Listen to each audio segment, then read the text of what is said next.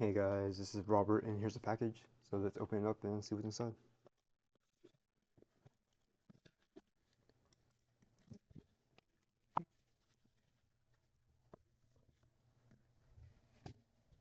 We have a brake light,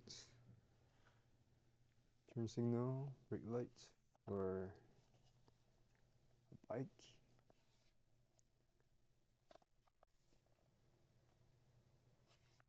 Features there.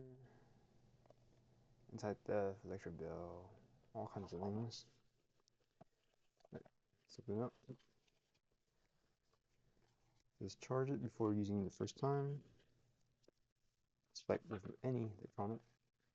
Instructions here. More instructions for the bell and the remotes. Some mounts here. Here is the tail light. Button on top. Not sure what it is. Clip it in. There's a charging port here. Space face for the alarm. Put this on the side. Other side. Whole bunch of mounting options or whatever.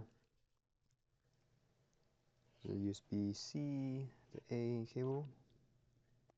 There's a grommet. Here's another mounts. Some screws. Another part of the mount.